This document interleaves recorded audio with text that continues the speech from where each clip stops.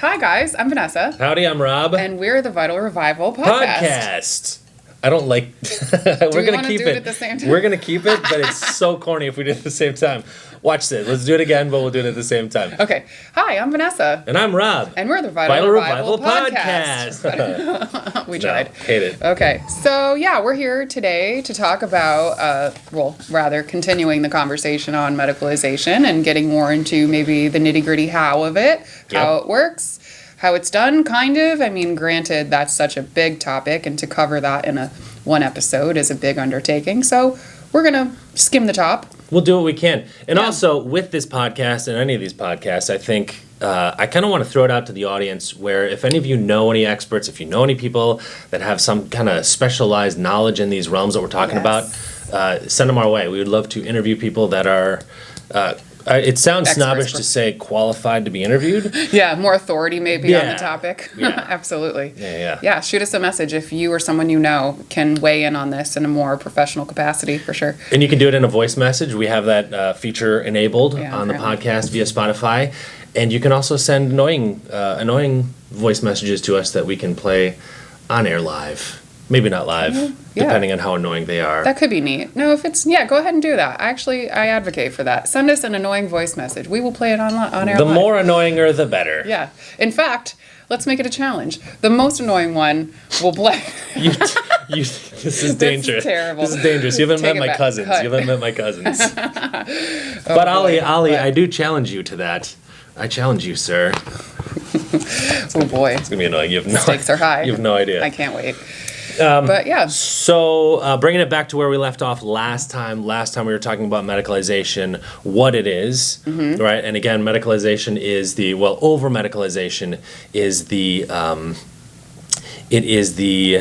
shit, how do we define that? We're going to edit this part out. No, I think it's good. I would say, what is medicalization?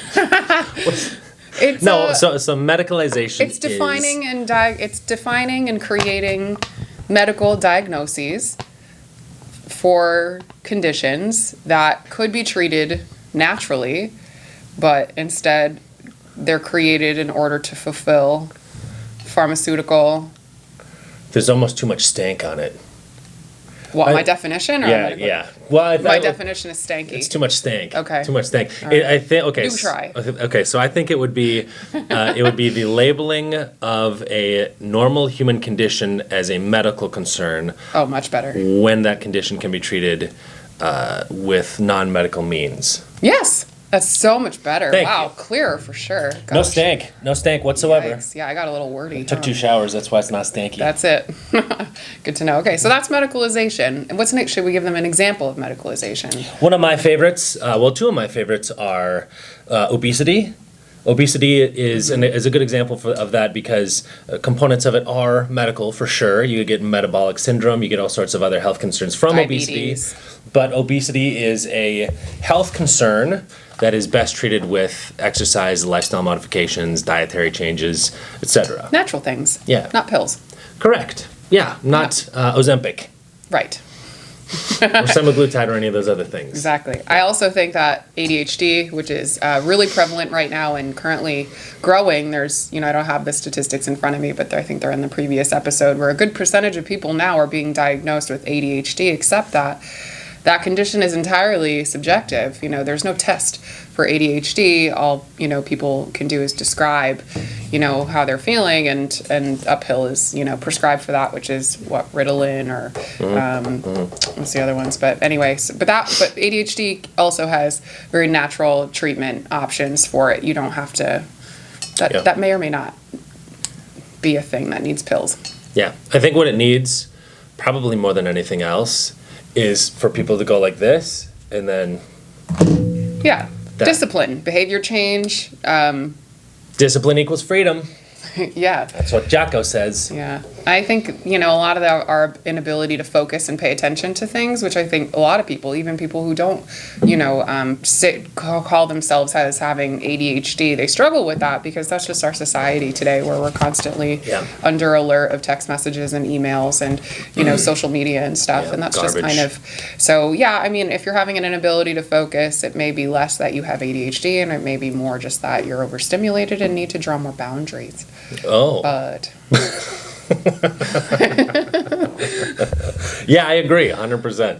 I think that's what it is. we digress. So that's medicalization. Yes. Right? And today we're going to talk about how people and society at large are/is medicalized.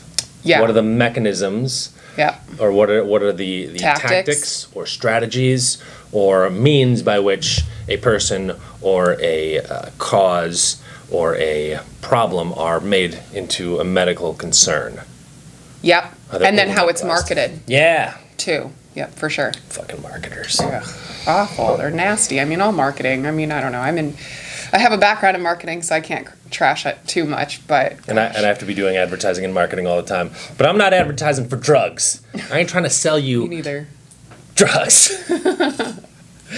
All right, should we get into it? Yeah, let's do it. Where should we start? Let's start with you. What do you got? Me? Okay, so I'll tell you guys about three. There's probably more, but here's what I've got on my laptop, which is what I'm looking at over here. But three tactics that marketers, professionals that work with the pharmaceutical industries, gosh, I don't know, I hope I'm presenting this correctly, but three tactics that they use in order to advertise new drugs. And essentially these new drugs are the things that they are medicalizing new diagnoses and conditions in order to fulfill the need for these drugs, ultimately to make money. But essentially, here's three terms you should know. Number one, astroturfing, which sounds kind of like crazy. Doesn't it sound like it's like surfing? It's like It sounds awesome. like astroturfing. It sounds like something that the G.I. Joes from 1990, like they would fight a guy named AstroTurf.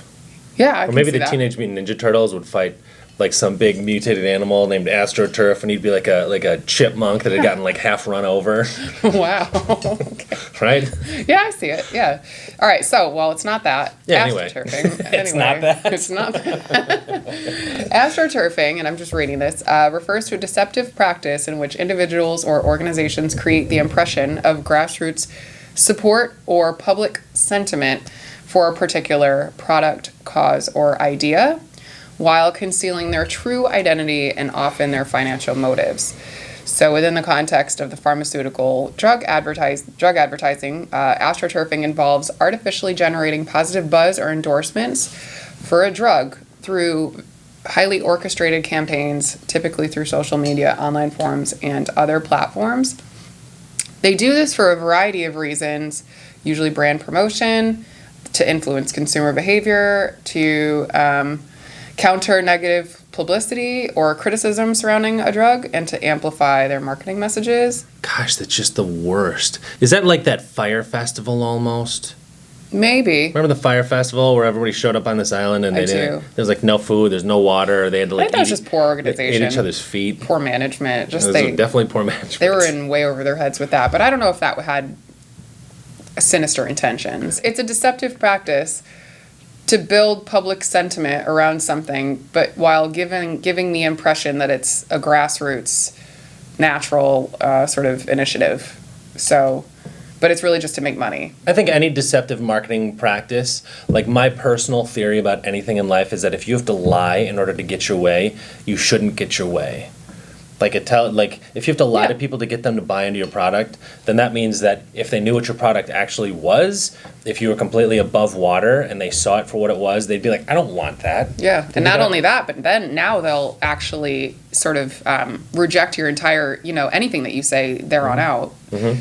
It's like it damages your reputation, not just for that particular product or campaign, but anyway. And yet Maybe not. somehow these drug companies these days can astroturf something. They can play their card, and we can find out that they've been lying and they've been using these deceptive marketing ploys, and they're still in the business. Mm-hmm. I think it's because everybody has ADHD. Nobody has any attention these days, and they forget that there's all these like multi-million-dollar settlements out there for these companies that are still selling us drugs in the same way that they sold us before, that they had to settle and pay, millions and millions of dollars for because Right. they lied and they cheated. Well, people don't and know they were that. douchebags. People maybe don't. I didn't know that. You didn't know? They didn't know that so many advertising companies or the ads that you see on TV for certain drugs are lies, or that they're backed by, deceptive financial motives. And so they may be concealing certain truths from you in order just to get you to buy it so that they make money. But I didn't, face value. I didn't necessarily know that. And I wonder, we should tell them how many millions of dollars companies lose in like legal settlements because Do you know off the top of your head? We had that number, didn't we? Yeah, we did have that number.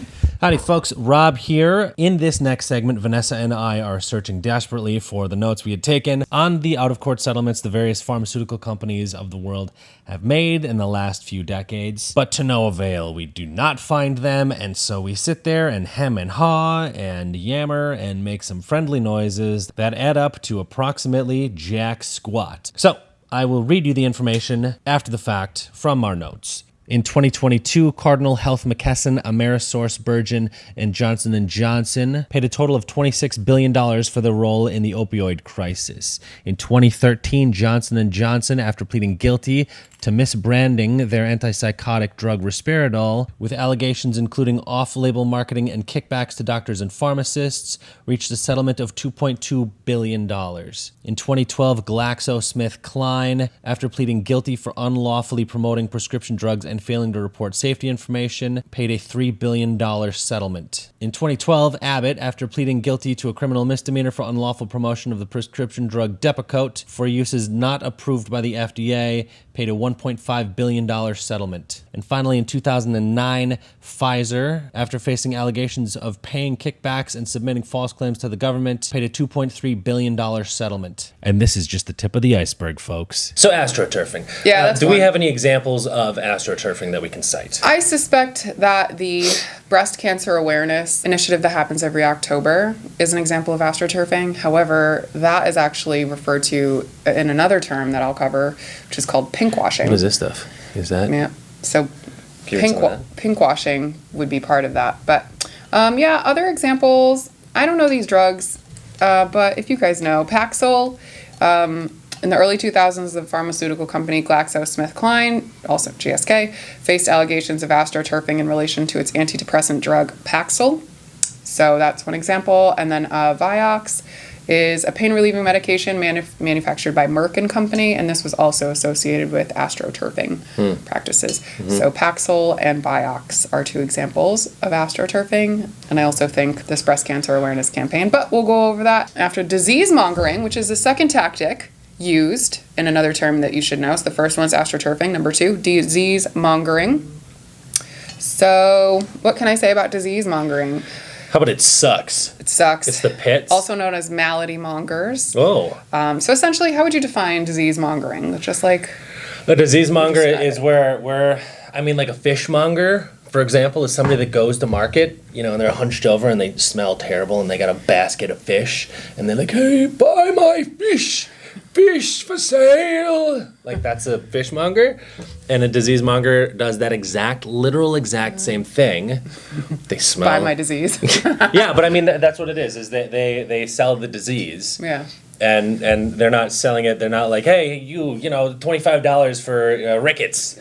They're not like, hey, give me $83 and I'll give you a lupus. Yeah. But they sell it to the population. I think osteoarthritis is a disease that is heavily mongered. People start showing evidence of osteoarthritis in the lumbar spine in their 20s. You'll know that you're talking to a PT that's been reading the research and that understands how humans work when they say that it's typically normal age-related changes. Because that's what it is. The body, right. It's a natural process. Huh. But then you're going to have orthopedic surgeons and you're going to have a lot of other, orthopedic medical inventions. You can't make money off of telling people that, hey, it's normal, it's fine, scary, change your lifestyle, go exercise, don't think about it too much.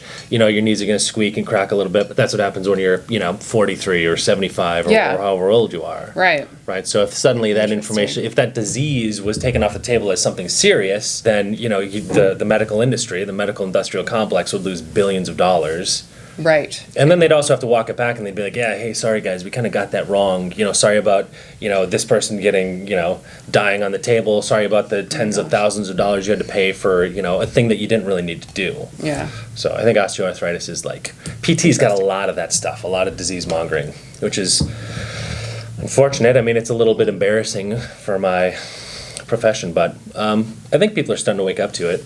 So it's kind of like they're creating, I mean, obviously, it's like they're creating problems so that they can create the solutions to them. Yeah. If something's normal, what's the problem? So you have to denormalize it, make it scarier, worse, more severe, more whatever, and then tell people that they need X, Y, and Z in order to solve these problems that are normal so that they can sell these products or these pills to satisfy those problems and make money. And disease mongering. Disease mongering. There's a quote in Forbes from Michael Walsh. Do it. That I wrote down. Pharmaceutical companies regularly pathologize, did I say? Everyday experiences convince doctors that there are serious problems, tell a hypochondriacal. Hypochondriacal. Hypochondriacal. It's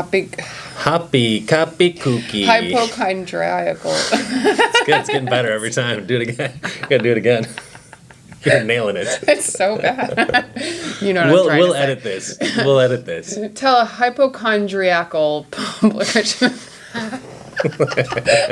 Just spell it at this point. I literally don't know where to put the emphasis on that word. Hypochondriacal? Hypochondriacal? Yeah. Hypochondriacal. Nice. Killing it. Public, it needs help, and offer the cure, a new drug. So there it is. In summary, disease mongering. Right? That's it. Yep. And then the third one, so just to recap, number 1 was astroturfing, number 2 is disease mongering, and the last and final one, pinkwashing, which I mentioned earlier, but this may be particularly, specific to the breast cancer awareness month initiatives that take place every October, those little pink ribbons that we see everywhere on different products, on cars, on shirts. The presence of that ribbon is sort of meant to make people feel as though whatever it is that they purchased that has that ribbon on it, that money that you spent to buy that item is going towards breast cancer awareness research and prevention. But unfortunately, it's not. Actually, there are studies out there that show that quote-unquote, not 1 pink cent of anything raised from breast cancer awareness initiatives that take place in October goes actually to any kind of preventative education or to any organization conducting any kind of breakthrough non-toxic research on cancer or anything not blessed, essentially, by big pharma. Here's a quote here. So, pinkwashing happens when companies market pink or pink ribbon products to their advantage, making it seem like some of the proceeds are going to charity, but in reality, that money is staying in the company's pocket. So, hashtag not 1 pink cent. Hashtag not 1 pink cent. Blow that shit up. Unfortunately. Yeah. And that's such an evil thing. It's astroturfing. Yeah. Right? And it's astroturfing where in the most disgusting way, right? Like they're not just being like, oh, hey, by the way, arthritis, or they're not like, oh, here's this thing you should be concerned about. Yeah. They're like, hey, your wife or your sister or your daughter or your mom or your grandmother, they're going to get breast cancer, and you need to give us a shitload of money because you don't want them to die. Right? So it's like they're holding people emotionally hostage, and then people show up and they give so much money and they're like, I'm doing something good. Yeah. And all they're doing is they're helping these companies, and they don't know they're doing this, right? So they're really taking advantage of people's altruism and their kindness and their desperate want for their loved ones to not die of breast cancer, and they're taking advantage of that and just like squeezing out all the cash. Mm-hmm. Not even that, too. I think that they also leverage, I think that Breast Cancer Awareness Month, and this is just my opinion now, but that seems to be one of the largest initiatives that we do see annually. Every October, buildings light up their windows pink. There's just pink everywhere. And so I think that not only are they tapping into the emotions of people and, and for their loved ones and preventing breast cancer for themselves and their family members, but also they're tapping into sort of just the very popularity and the trend and the enormous amount of support that is already there. And they're capitalizing on that tremendously. Can I go on a rant? Please do. This is just another reason of why modern Americans and modern non-medical people are losing all faith in the medical establishment. If we know this, right, if we know that, like, if we can access this information about pinkwashing and how these companies are siphoning money off of well-meaning people, if we know this, then you better believe that the people that are in charge of these organizations, the hospitals and the medical clinics and the research clinics, they know this too. Yep. Right, so people are watching this, like, we're finding out more and more, like, how rotten and corrupt this system is.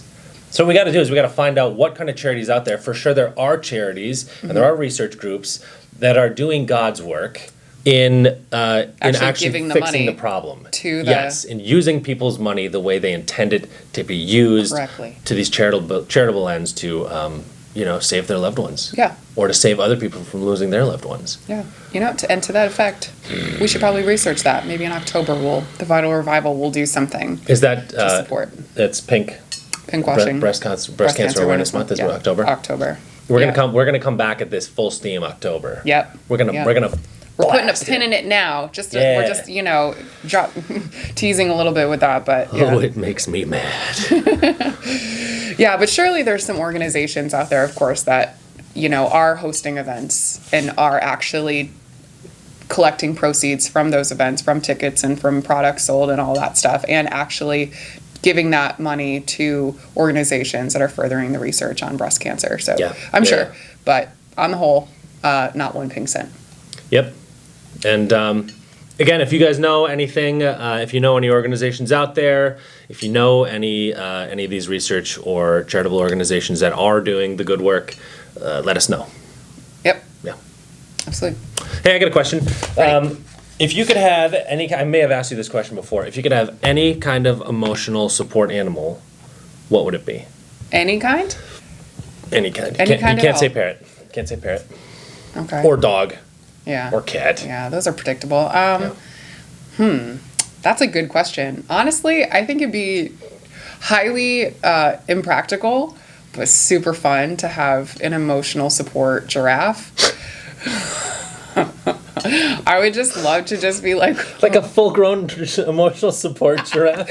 Yeah. It would defeat the purpose. That's like having an emotional support sperm whale. Like, if you can't take it anywhere. Yeah, but imagine how cool it would be just to walk down the street with my big giraffe and he could reach things like real high.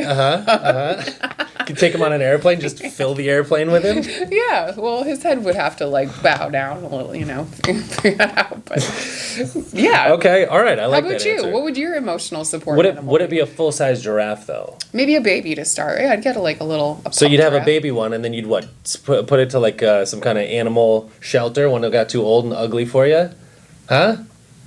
Well, let PETA put it in one of their freezers. no, definitely not. But no, maybe I would. I don't know what I would do. But yeah, I'd get a baby giraffe. What would yours be? I think I'd want a falcon. Yeah, that's cool. I'd want an emotional support falcon. I saw a video or a picture of two like Middle Eastern dudes with like the I don't know what the name of the headdress is, but they were on an airplane. Turban. Yeah, but I don't think it's turban. I think there's a more specific Arabic word for it that probably sounds cooler than turban. But I would want that, or kind of like in the quadruped family. I think I'd want an emotional support Shetland pony.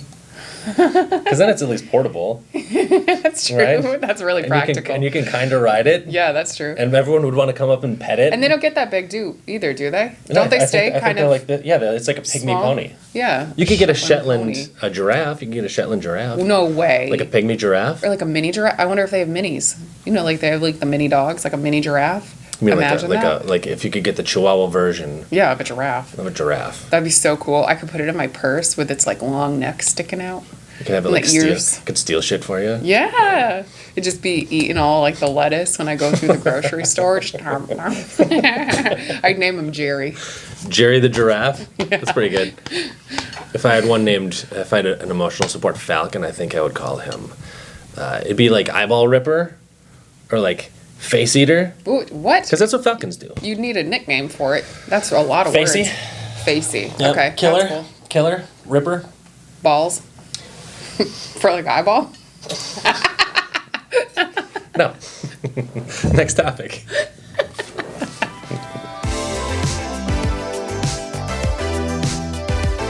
Kind of coming off of that tirade about how people don't trust modern medicine anymore, as far as how over-medicalization occurs. A term that people should also know is regulatory capture. So if you don't know what regulatory capture is, I'll read it to you.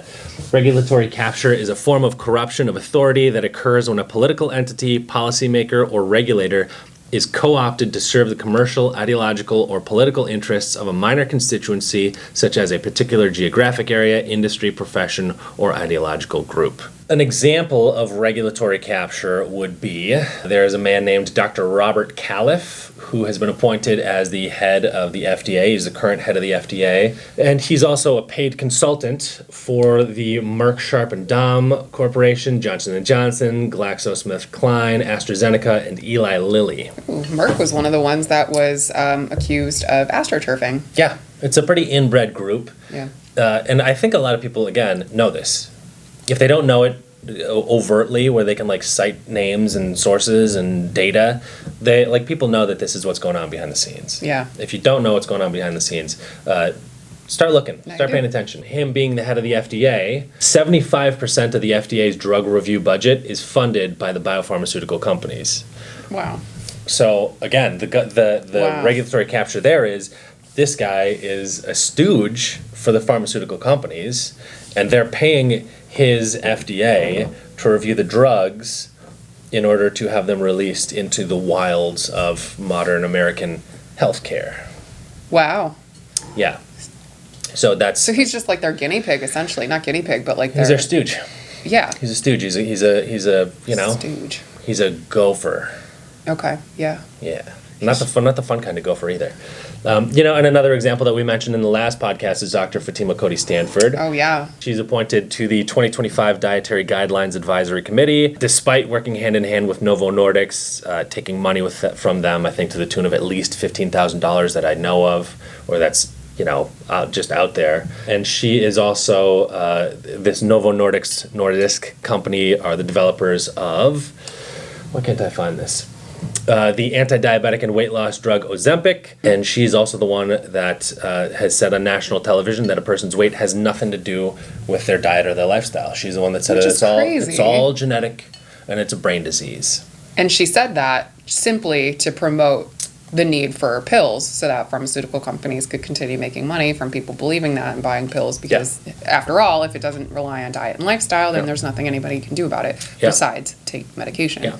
Makes sense. And this is also, it kind of hints at another type of regulatory capture, but I don't even know if it's that because the segment that she said that on was on 60 Minutes, and that segment was sponsored by Novo Nordisk. Right, so we have the media, which seems to be also captured by these pharmaceutical concerns, right? America and New Zealand are the only countries in the world that allow pharmaceutical companies to advertise on television, so of course they're going to have money in that pocket. Yeah, absolutely. So is regulatory capture, just to make sure I'm understanding that correctly and that our listeners do, is that essentially like the concept of these sort of legal and political figureheads or whatever that are in positions of power that, at face value look as though they care for the best interest of, the American people, but really they actually have ties to the pharmaceutical industry and financial incentive, if you will, to promote the pharmaceutical industry products, pills, I suppose. Their interest. They prefer, and to position it in a certain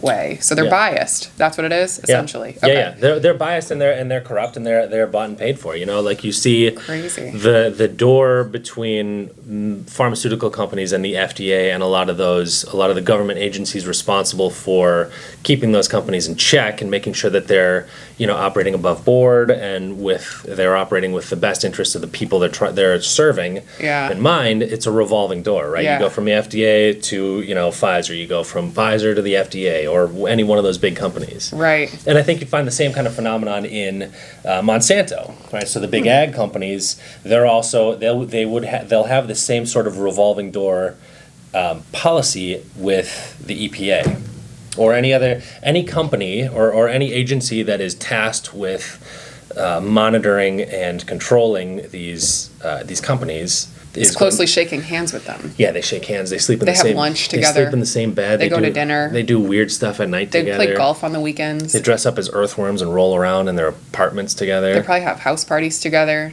with costumes.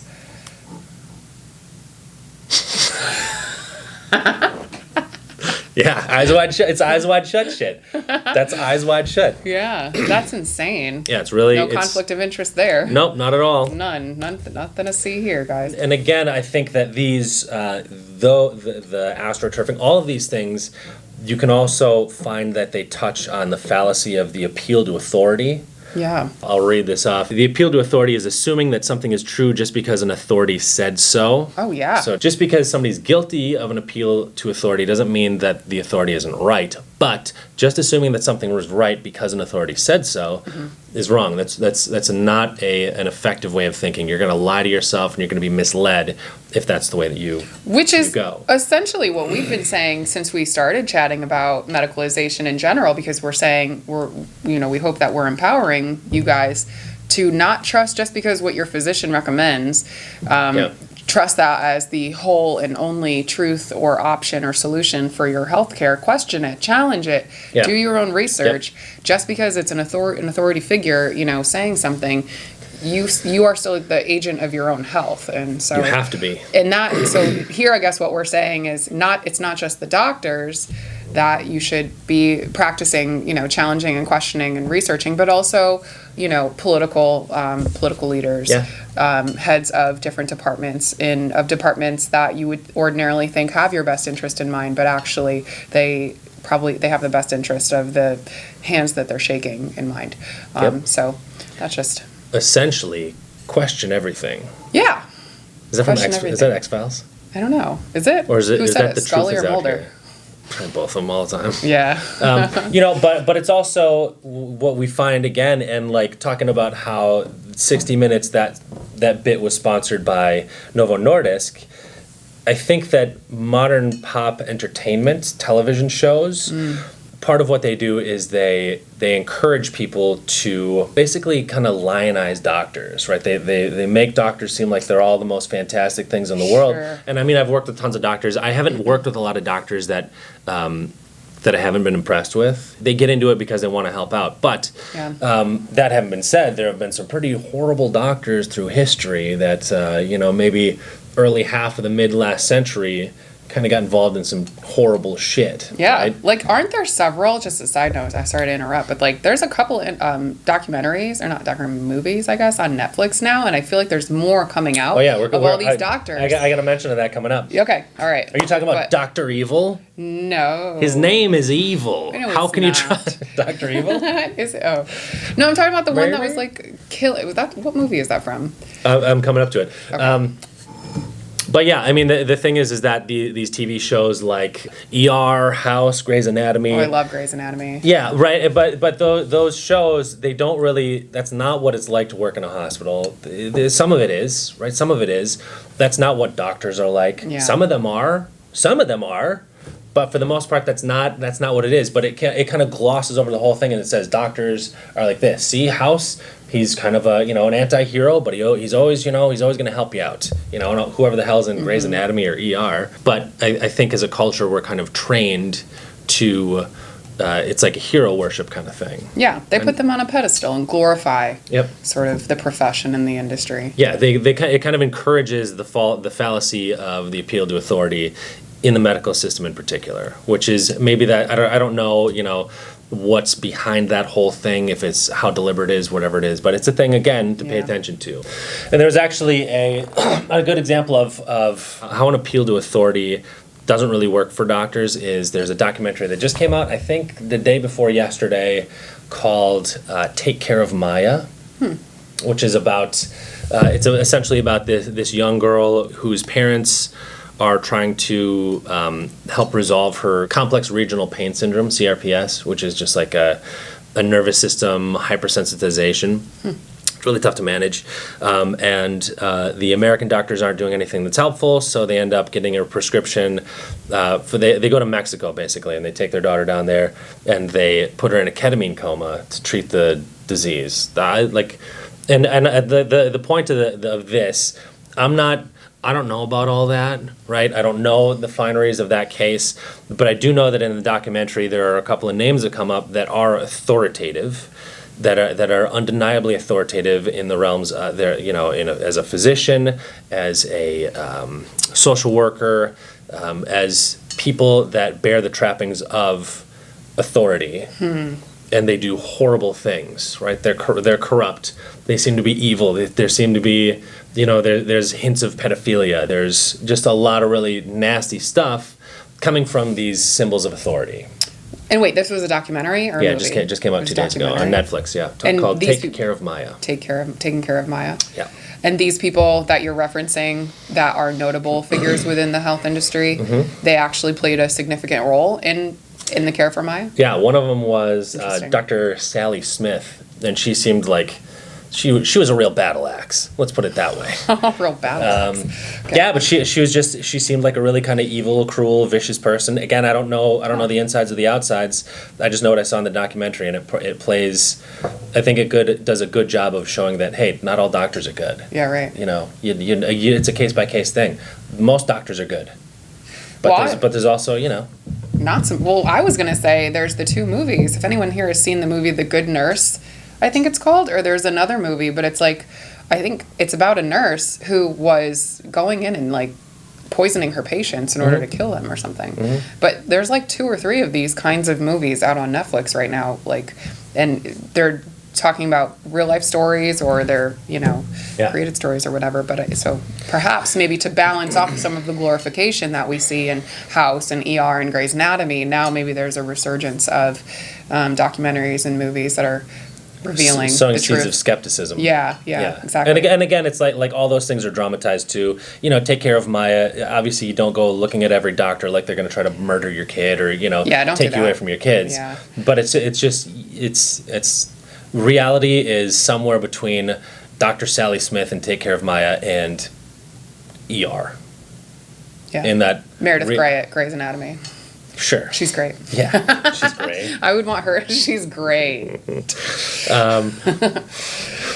But yeah, I mean, reality is the truth of how reality is that it's not black and white. It's usually gray, and so you have to be paying attention. You have to understand that there are subtleties to be kind of deciphered before you really grab onto what the reality of the situation is. It's a case-by-case thing. Just because somebody's a doctor, again, to kind of sum that up, does not mean that they're, they can be an expert, but they can still be wrong. They can be an expert, and they might not have your best interests in mind.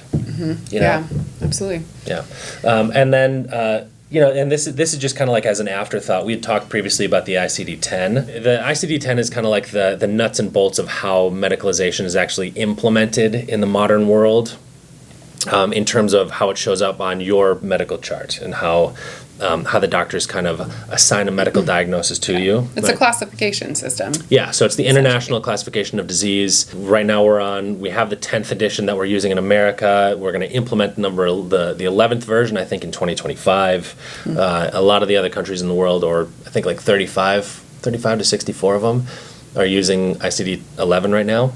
Interesting. Yeah. Is there a new one that comes out each year? No, we've been using ICD-10 since I think 1996. Wow. So we're due for an ICD-10 or it's been out since I think it's been out since 1996. America's been using it since like 2010, 2013, something like that. Interesting. Yeah, we're late adopters for this stuff. I guess so. Yeah, but so the ICD-10 is it's a framework for classifying diseases. It's designed by the World Health Organization. And again, World Health Organization is. Again, if we're talking about appeals to authority, if we're talking about regulatory capture, seeing how the great regulatory bodies of America have been captured, I think it's fair to assume that there's at least some capture in everything. In everything. Everybody is, it seems like, is corrupted to a certain extent by vested interests. Well, what's the problem with the ICD-10 codes? Or 11, whatever. Yeah, so, and the thing is that, so the ICD-10...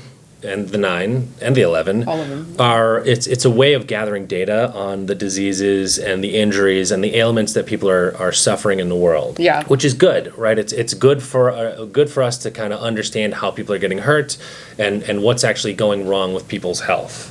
I think that's really important. That's important. It's like a catalog, cataloging. Yeah, but the problem is that then suddenly you have all these kind of crazy diagnoses. Like what? Like, for example, R14.3 is flatulence causing injury. That's ridiculous. Yeah. Yeah, R46.1, bizarre personal appearance, guilty as charged. No, that's fair. Yeah.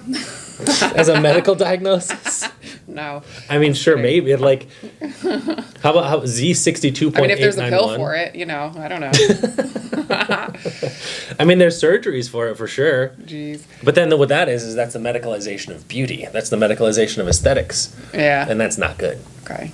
Thanks, Kim Kardashian. So essentially, Big-butted psycho. so these codes, Yeah. so some of them are legitimate. Yeah. And some of them are not legitimate. Correct. Okay.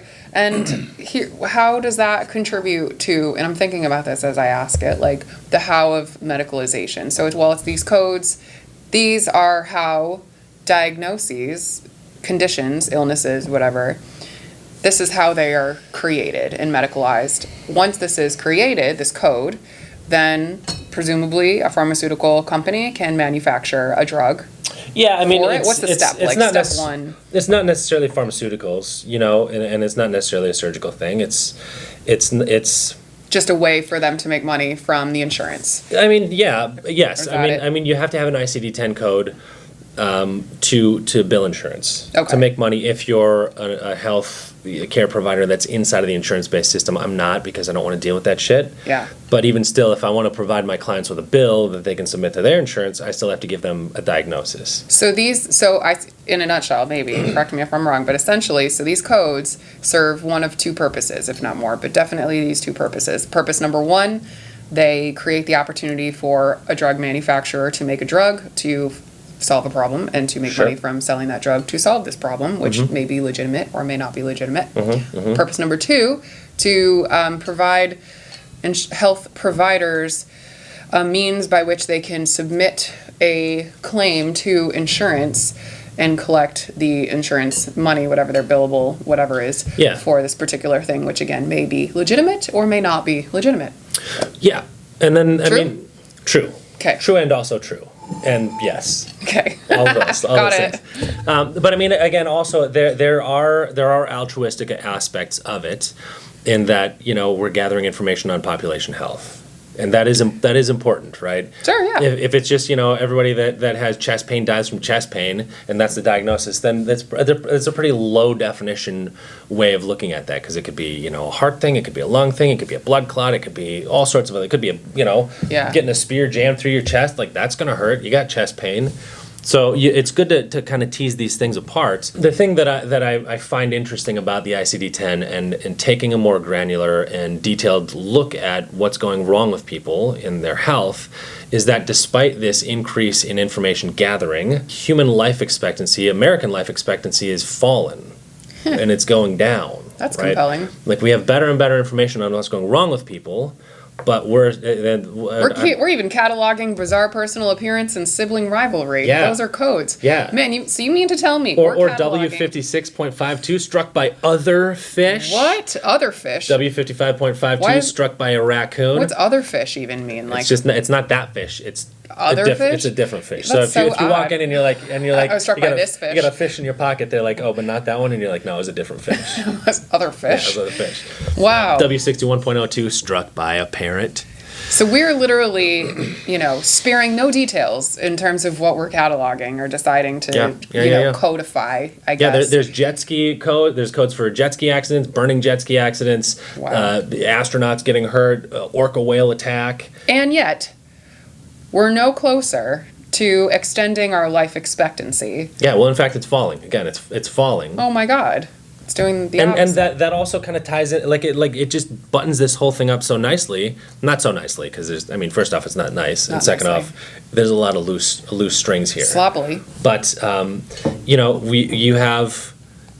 Again, it comes back to like a regulatory capture. It comes down to this corruption. It comes down to the people that are involved in this whole process. We have all this information, and we're still getting sick, and it's like they're ignoring the information. I think it's a false effort. It's just, I agree. It's a veneer. It feels like a veneer. Yeah, And I think I agree. again, a lot of people in America and in the world at large are like, hey, we don't know what's going on with medicine right now, but it's kind of not working. Yeah. It's kind of doing the opposite of what it's supposed to do. They're telling me that I don't need to exercise or change what I eat, that I can just take a pill, and that's because the problem is genetic. Yeah, that's so bizarre. I mean, look at the from a very broad spectrum. Yeah. We're the only country in the world that has both an obesity epidemic and simultaneously a pure obsession with fitness. Yep. I mean, we've gone from one extreme to the other, and we can't I'm seem to find a obsessed. Look at balance. me.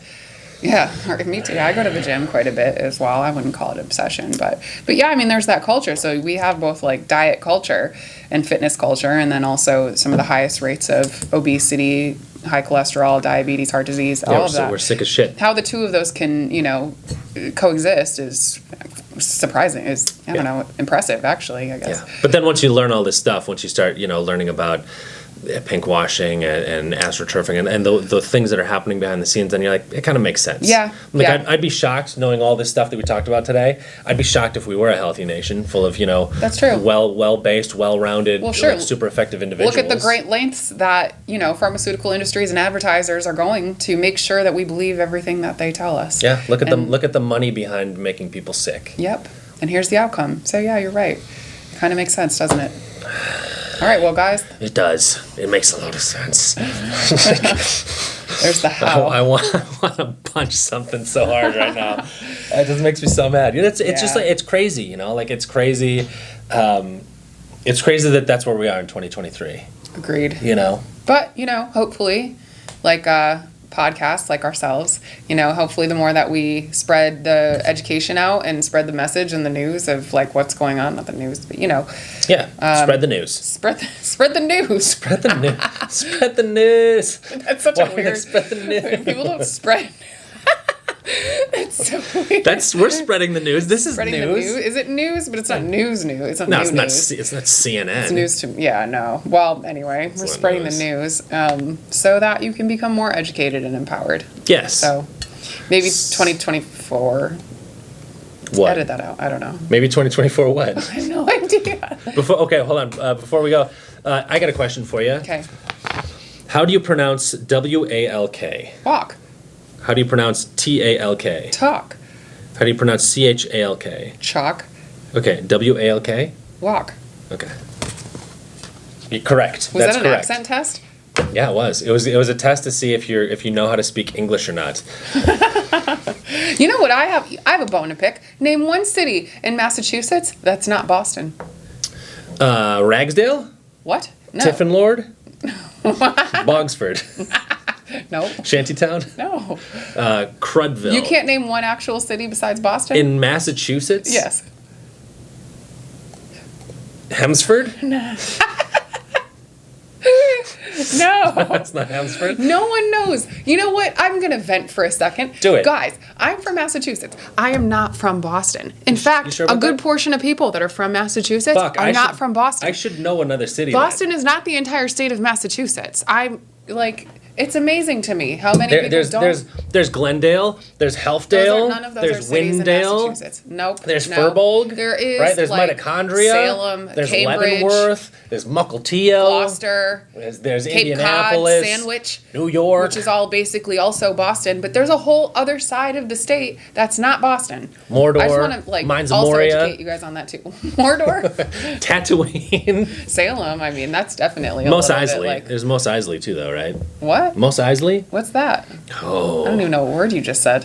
it's a true den of scum and villainy. What? No. Yeah. So, that's it. That's my rant. Okay, good rant. 'Kay. I like it. All right. Well, now you know a little bit more about the how and the process of medicalization. Hopefully, maybe. And all we ask for you is please share the news. Spread the news. Spread the news. And don't forget to follow us on all of our social media stuff. You All can the listen things. to our podcast also on YouTube if you want the visual. Yep. Although maybe you're watching this on YouTube, you can listen to us on Spotify, Apple. Yeah. Maybe you don't want to iTunes. look at us. You just want to like hear us. Yeah. That's fine. So Spotify, Apple, Amazon, whatever, those are for you. Yep. And we're going to be setting up a Patreon. So keep your ears to the rail on that one. People still say that, I think. I've never heard that Keep term your before in keep my your life. ears to the ground. What? People still Keep say your that. ears to the wall. Keep your ears peeled. Keep No, your ears on the skies. Keep your eyes peeled. Peeled. Peeled. On that note, thanks, folks. Thanks.